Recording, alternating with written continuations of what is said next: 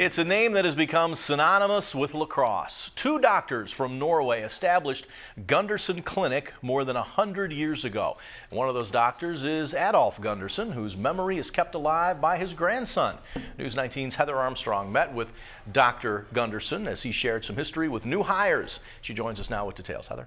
Well, hi, Scott. Dr. Erik Gundersen is a well-known doctor in the community, credited with many successful heart surgeries and also being the leading force behind innovative technologies in the field. But today, at the young age of 82, he's most known for his passion for storytelling.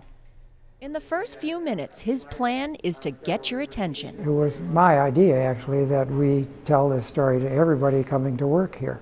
Dr. Erik Gundersen is the grandson of Adolf Gundersen, one of the founders of Gundersen Lutheran. He would pile us all into the car and take us down to the bodega for ice cream on Sunday morning.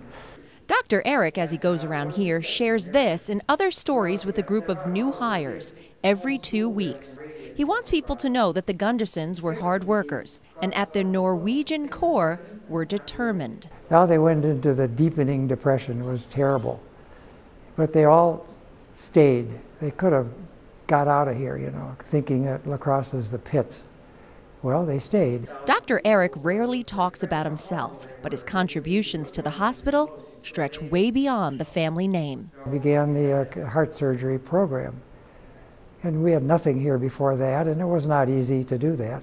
A piece of the old building remains as a reminder of the hospital's rich history. As for the stories, that's Dr. Erik's personal touch. I was really surprised. I knew that there were probably Gundersens around that were related to the operation, but I didn't realize that there would be somebody that had really participated in the operation for that long of a period of time. I thought it was fantastic.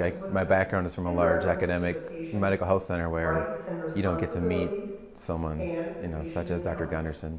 And Dr. Erik says meeting the people that work at this hospital is what helps keep his family name alive.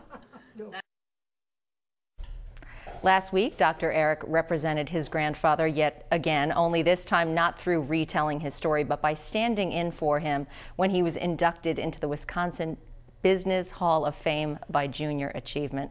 Now, Dr. Erik is still working at the hospital, not performing surgery. He's visiting patients, and as you can imagine, they're shocked when a Gundersen walks through the door to check on them. Scott? All right, thanks, Heather.